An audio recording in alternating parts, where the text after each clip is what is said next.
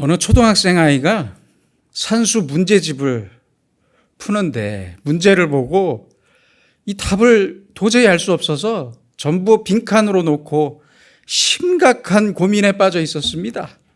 옆에서 보던 대학생 이모가 이 고민에 빠진 아이에게 정답을 알려줬습니다.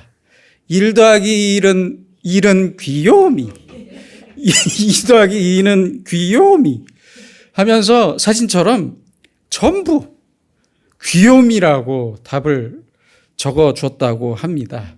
참 정말 귀여운 이모인 것 같습니다. 그렇습니다. 우리에게는 늘 고민이 있습니다. 2022년 작년이네요. 국민일보에서 만 19세 이상의 기독교인 남녀 1000명을 대상으로 교회 인식 조사를 했습니다. 가장 이상적인 교회가 무엇인지에 대한 여러 개 복수의 키워드를 놓고 선택하게 했는데요. 그 결과 1위는 예배 중심이었습니다. 그리고 2위는 기도 중심, 3위는 도덕적이라는 키워드가 선택되었습니다. 저는 사실 이 결과를 놓고 보는데 지금 이 결과가 교인들이 아니라 목사님들이 선택한 키워드였을 거라고 그렇게 잘못 생각을 했습니다. 그러나 현재 한국 교회의 모습은 어떠한지를 묻는 질문에 대해서는 예배 중심이 22%로 4위에 그쳤습니다. 그리고 권위주의적, 보수적이라는 이 단어의 키워드가 1위와 2위를 기록했습니다. 교회에 대한 우리의 고민이 잘 보이는 설문조사인 것 같습니다. 또한 한국 기독교 목회자 협의회에서 발표한 한국 기독교 분석 리포트에 의하면 비기독교인과 기독교인 모두에게 가장 큰 고민은 건강이었습니다. 31.4%와 30%를 차지했는데요. 그 두 번째는 경제적 어려움이었습니다. 그리고 세 번째는 직장 문제, 네 번째는 자녀 관계가 그 뒤를 이었습니다. 비기독교인과 기독교인의 고민이 똑같았습니다. 똑같았어요. 어떻습니까? 제 생각에는 모두가 현재에 대한 고민인 것 같습니다. 여러분은 어떤 고민을 갖고 계십니까? 오늘 본문에 등장한 어느 관리에게도 아주 심각한 고민이 있었습니다. 오늘 본문에서는 관리라는 단어를 사용했고요. 같은 사건을 기록한 마태복음 19장에서는 청년이라고 기록했습니다. 즉, 이 사람은 청년, 젊은 관리였고요. 아주 큰 부자였습니다. 오늘 본문의 말씀처럼 큰 부자였습니다. 이 사람의 고민은 이것이었습니다. 내가 무엇을 하여야 영생을 얻으리이까? 앞서 살펴봤던 사람들의 일반적인 고민이 아닌 아주 특별한 고민이었습니다. 배고픈 고통이나 돈이 없거나 집이 없어서 고민하는 그러한 슬픔이 아니었고요. 건강이나 고독의 문제도 아니었고 죄로 인한 문제도 아니었습니다. 그의 고민은 바로 영생이었습니다. 영생. 죽음 이후에 자기 존재에 대한 문제였습니다. 그것이 고민이었습니다. 이 사람에게는요, 몇 가지의 훌륭한 모습을 찾아볼 수 있습니다. 첫째는 선한 부자였습니다. 그것은 오늘 본문에 관리라고 번역된 헬라어 단어에서 찾아볼 수 있습니다. 이 헬라어 단어는 아르콘이라는 단어인데요. 특정 계급을 가진 통치자만을 뜻하는 단어가 아니라 폭넓은 의미로, 더 넓은 의미로 존경받는 지도자라는 뜻이 또한 함께 담겨 있는 단어입니다. 그래서요, 한번 생각해 봅시다. 부자들 중에는 불로소득이나 불이한 방법으로 재물을 축적한 부자들이 있어요. 분명히 있습니다. 그래서 비난을 당하는 부자들도 있고, 성실하게 정당하게 재물을 모았더라도 단순히 부자라는 이유만으로 욕을 당하는 부자들도 있습니다. 있어요. 대부분 그래서 사회에서는, 일반적인 사회에서는 부자에 대한 그 사람들의 인식이 그렇게 좋은 편이 아닙니다. 하지만 이 사람은 정말로 사람들의 존경을 받는 선한 부자로 그렇게 생각이 됩니다. 둘째로 이 사람은 아주 진지하게 영적인 열망을 가지고 있었습니다. 아시는 대로 부자들은 대체로 물질에 종속되기가 쉽습니다. 그렇잖아요? 그래서 돈이 많은 자기가 돈이 없는 사람들에 비교해서 그들보다, 돈이 없는 사람들보다 인격자이고 내가 더 지혜자이고 뭐 도덕적으로 완전한 사람처럼, 세상을 다 가진 사람처럼 그렇게 생각하고 행세하려고 합니다. 그런 경향이 있어요. 하지만 이 관리는, 오늘의 관리는 물질보다 더 높은 차원의 세계를 바라보며 그 세계에 대한 열정을 가진 청년이었습니다. 셋째는 자신의 이 고민을 해결하기 위해서 예수님께 나왔다는 사실입니다. 잘 아는 제사장들도 있을 것이고 서기관이나 바리새인이나 랍비도 있잖아요. 그들에게 갈 수도 있었지만 초라한 이 청년 예수를 찾아 나올 수 있는 영적인 분별력을 가지고 있었습니다. 더 훌륭한 점은요, 많은 사람들이 보는 앞에서 자신의 고민을 가지고 예수님께 나왔다는 사실입니다. 그리고 예수님께 솔직하게 자신의 고민을 물었다는 사실입니다. 다른 사람들의 눈을 피해서 저녁을 틈타서 몰래 예수님 앞에 찾아왔던 니고데모와 비교하면 이 청년은 용기와 겸손과 진실한 마음으로 어떻게 하면 영생을 얻을 수 있는지를 예수님께 여쭤봤던 것입니다. 이 정도면, 그렇죠? 훌륭한 지성인이라고 할 수 있습니다. 군대에서 가장 힘든 훈련이 무엇이겠습니까? 유격훈련입니다. 유격훈련. 또 유격훈련은 지금처럼 이렇게 좀 바람이 선선해졌을 때 하지 않고 더울 때 해요. 더울 때. 그래서 더 힘들어요. 그 힘든 상황에서 무엇이 생각나겠습니까? 생각나는 것은 딱 한 가지입니다. 시원한 물. 그거 하나 생각나요. 그거 하나. 톡 쏘는 청량음료나 커피가 생각나는 게 아니고요. 시원한 물만 생각이 나요. 그렇습니다. 똑같습니다. 영생의 문제로 고민했던 이 청년의 목마름도 오직 예수님께서 주시는 생수로만 해결할 수 있는 문제였습니다. 생각하세요.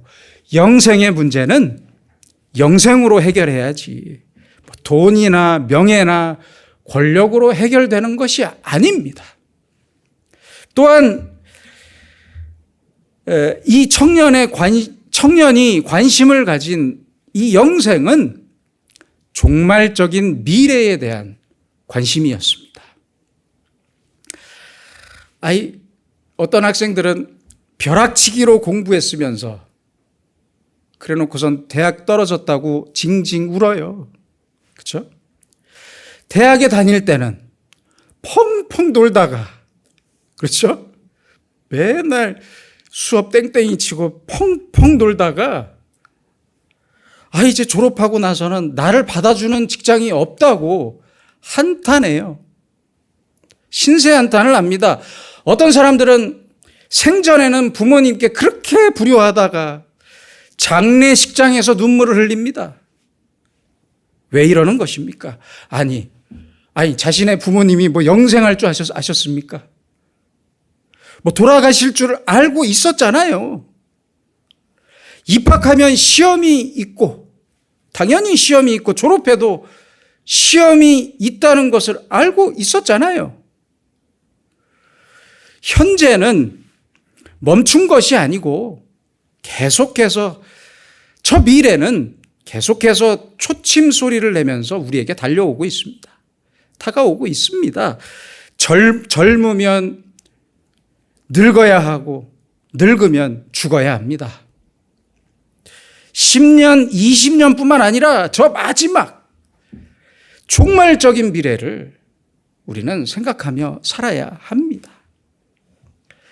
우리는 당연히 내 마지막 날을 생각하고 살아야 하고요.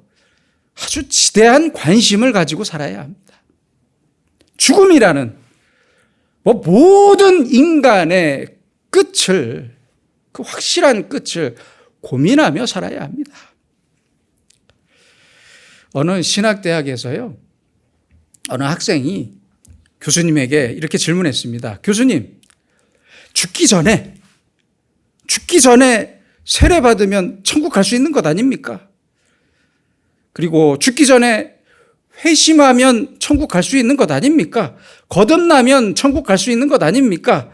그렇게 물었더니, 그렇지. 예수님 바로 옆에 있었던 강도도 구원받지 않았나? 그런데 이 학생이 무슨 일이 있었는지는 모르겠지만, 교수님, 그럼 저는 죽기 전에 다시 예수님께로 돌아오겠습니다 하고 막 일어나서 나가려고 하는데, 그때 교수님이 이렇게 말했습니다. 자네는 언제 죽을 줄 아나? 그렇게 말했어요. 그렇습니다. 우리는 언제 죽을 줄 몰라요. 우리의 마지막 날을 알지 못합니다. 그리고 어떻게 가는지도 몰라요. 누가 알겠습니까? 그러므로 우리는 장례식장 갈 때마다 나의 죽음을 준비해야 합니다. 떨어지는 낙엽을 볼 때마다 그걸 치울 생각에 마음 아파하지 마시고 나의 죽음을 생각할 줄 아는 지혜가 있어야 합니다. 앞서 말씀드린 대로 기독교인이나 비기독교인이나 인간이라면 모두 자기 건강을 걱정합니다. 신경 써요. 아주 건강이 좋다면 양잿물도 먹겠다라는 말도 있듯이, 양잿물도 마신다는 말도 있듯이 지렁이도 먹고요. 토룡이래나요? 어쩜 그렇게 이름도 잘 갖다 붙이나 몰라요. 지렁이에요, 지렁이. 토룡은 무슨 토룡? 지렁이도 먹고요. 세상에 군뱅이까지 먹잖아요. 그렇잖아요. 하지만 여러분, 정말 재밌는 통계가 있는데요. 우리 인간의 병 중에서 75%의 병이 신경성이랍니다. 신경성. 정신적인 병이래요. 그리고 나머지 25%만 신경성이 아닌 질병이라고 합니다.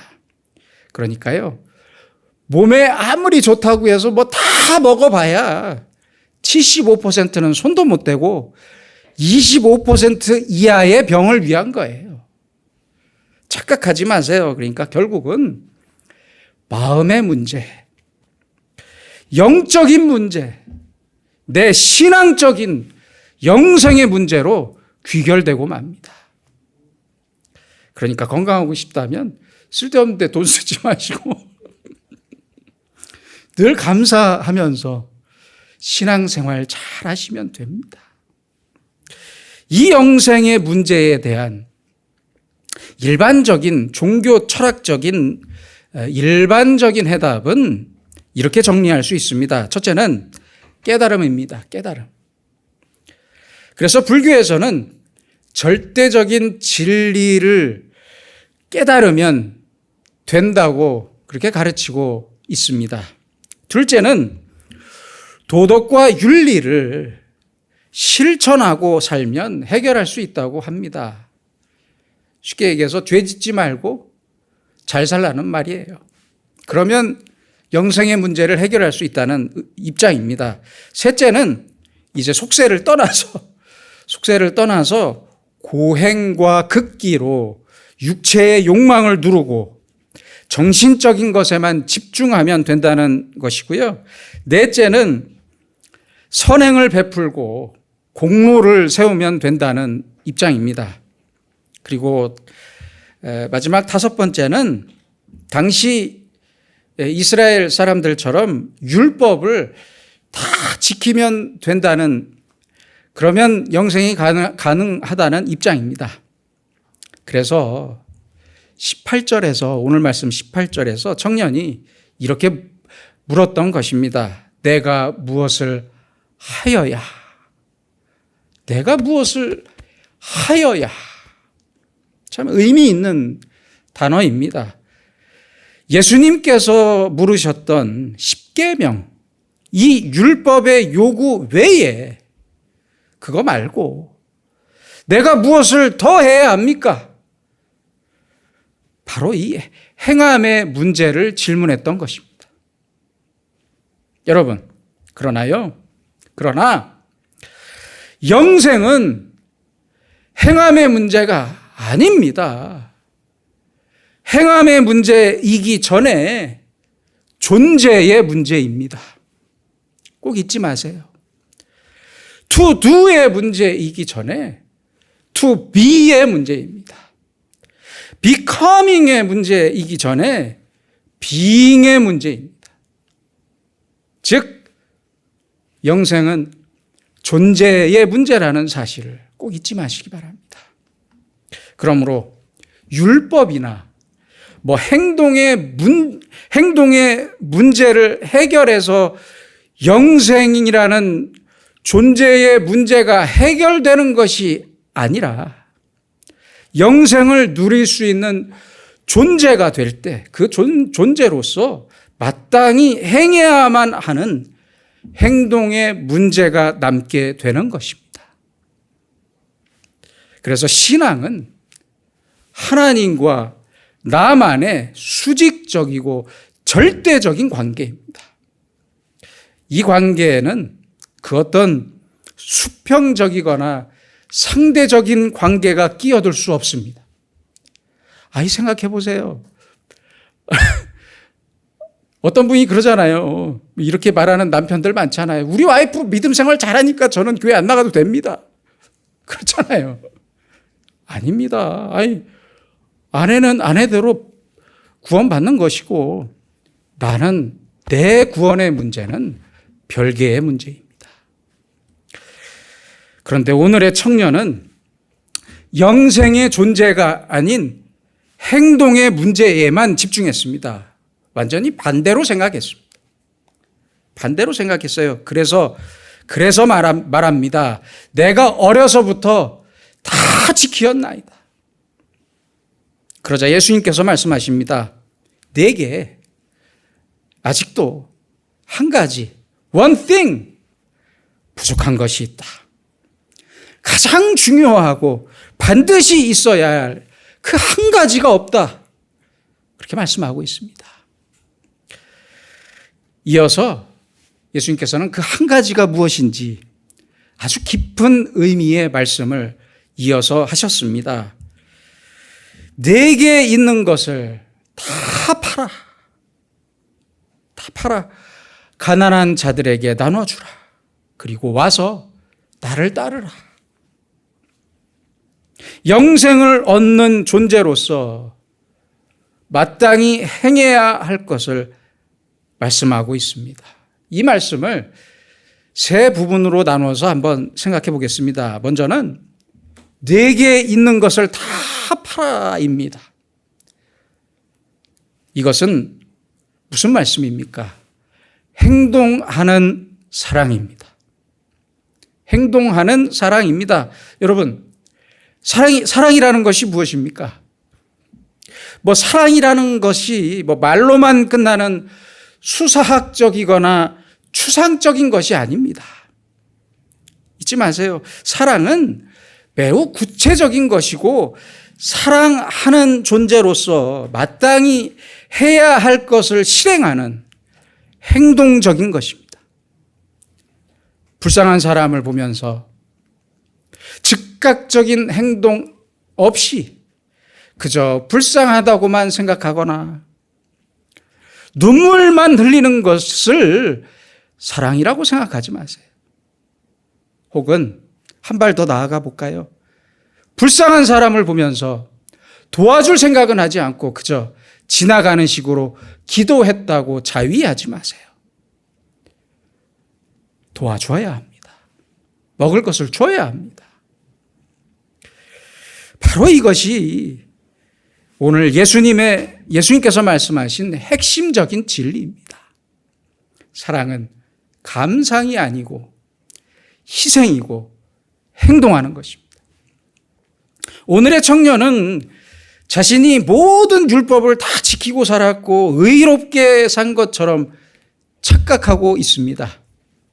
그러나 예수님께서는 영생의 길이 바로 이 사랑에 있다는 행동하는 사랑을 말씀하셨던 것입니다. 내게 있는 것을 다 팔아서 가난한 사람들에게 나눠 주어라. 이 말씀에 청년은 또 다른 고민에 빠졌습니다. 왜 이러는 겁니까 대체? 왜 이렇게 망설이는 것입니까? 추상적이고 감상적인 신앙과 사랑에 머물렀기 때문입니다. 여러분도 여러분의 사랑을 지금 착각하고 있지는 않습니까? 이 청년처럼 자기 자신에게 속지 마세요. 속지 마세요. 속으면 안 됩니다.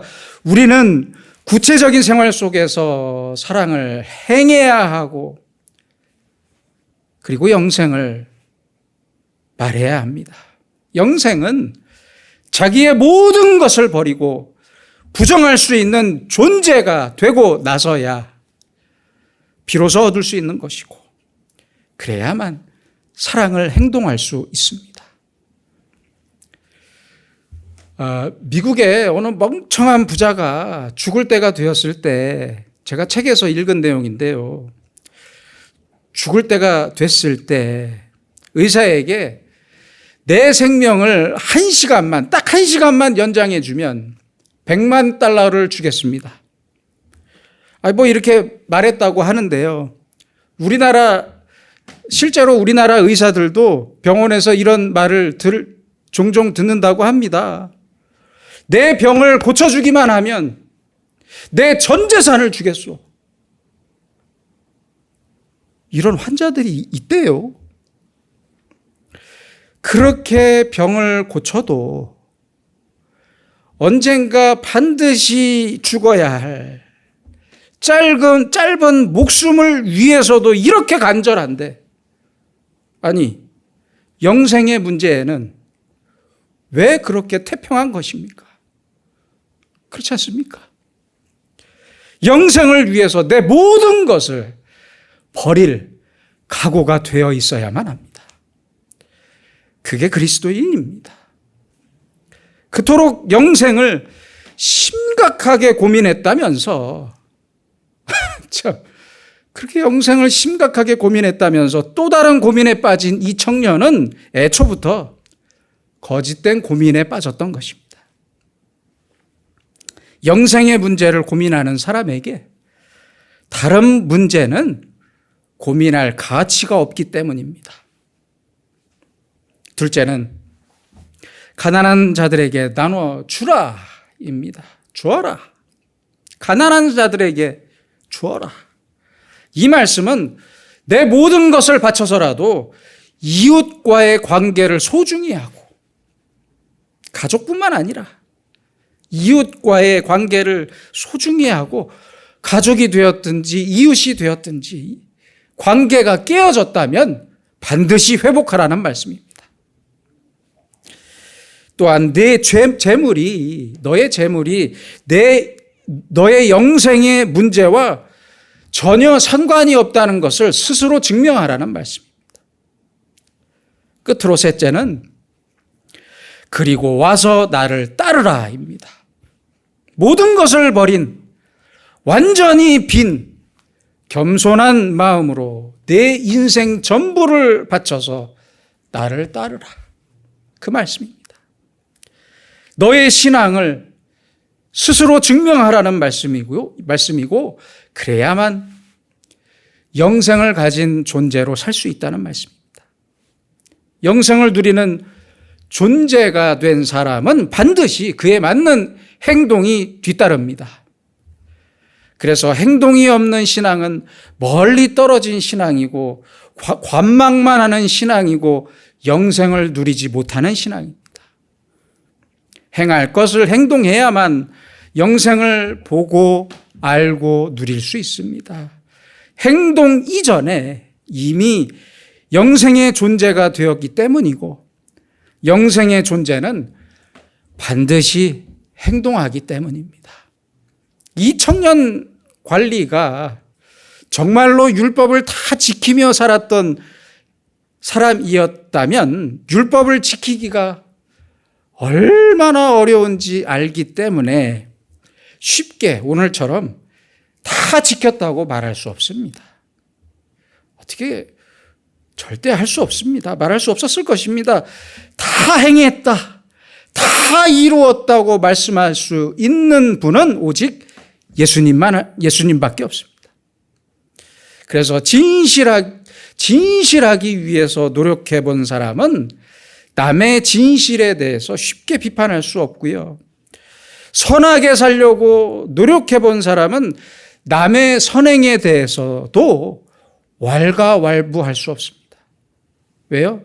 그게 얼마나 어려운 일인지를 먼저 알기 때문입니다. 꼭 선행도 안 해보고 진실하게 살아보지 않은 사람들이 교회 안에서 다른 사람을 손가락질하고 욕합니다. 이 청년이 정말로 율법을 지키기 위해 노력했다면 이렇게 말해야 했습니다. 내가 그를 위하여 모든 것을 잃어버리고 배설물로 여겼다. 이렇게 말씀했던 사도 바울처럼 예수님의 은총을 지금 간절히 구했을 것입니다. 하지만 그는 자기 말처럼 율법을 지켰던 사람이 아니었습니다. 행동이 없었기 때문에 또 다른 행동을 찾았던 것이고 여전히 추상적인 신앙에만 머물러 있었기 때문에 영생을 알 수 없었습니다. 19세기 영국의 군인이었던 찰스 골든 장군은요, 중국에서 아주 혁혁한 공을 세웠습니다. 큰 공을 세웠어요. 영국 정부는 그에게 많은 상금과 높은 지위를 주려고 했지만 그는 다 거부하고 딱 하나 기념 금메달만 받았대요. 그리고 그 금메달이 그 사람의 전 재산이었다고 합니다. 고든 장군이 51세에 세상을 떠났을 때 그 소중했던 금메달은 어디에서도 찾을 수가 없었다고 합니다. 나중에서야 그 이유가 밝혀졌는데요. 고든 장군은 흉년이 심하던 해에 자기의 전 재산과도 같았던 이 금메달을 녹여서 맨체스터에 가난한 사람들에게 식량을 사서 보냈습니다. 이 금메달을 떠나보내던 날 그의 일기장에는 이런 글이 적혀 있었습니다.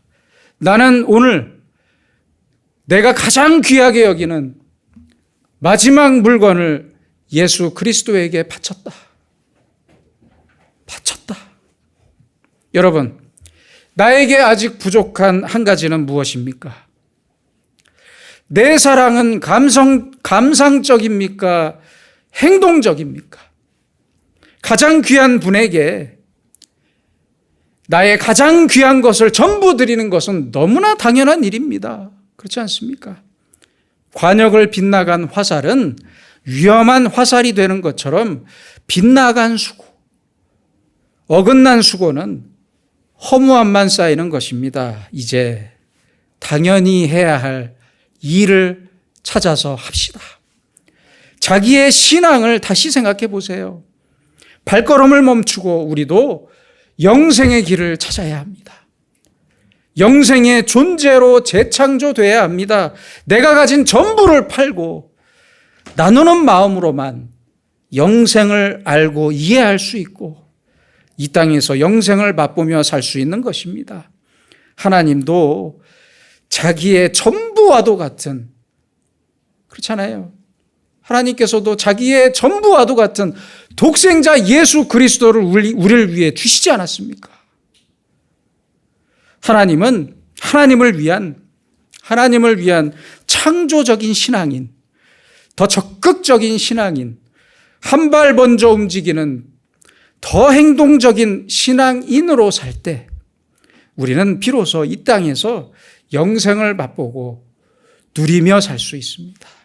내게 있는 것을 다 팔아 가난한 자들에게 나눠주라. 그리고 와서 나를 따르라.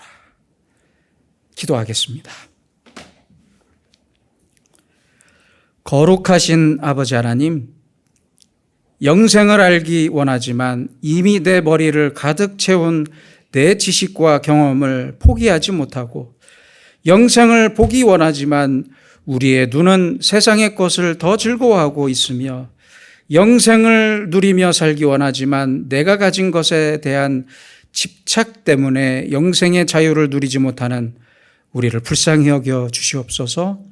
더 이상 영생에서 빗나간 헛된 수고를 하지 않게 하셔서 내 모든 것을 주님께 드리는 마음으로 살고 내 모든 것이 주님의 것임을 고백하면서 날마다 적극적인 신앙인, 행동적인 신앙인으로 살면서 영생을 맛보고 누리는 주님의 사람들이 되게 하여 주시옵소서. 예수님의 이름으로 기도드립니다. 아멘.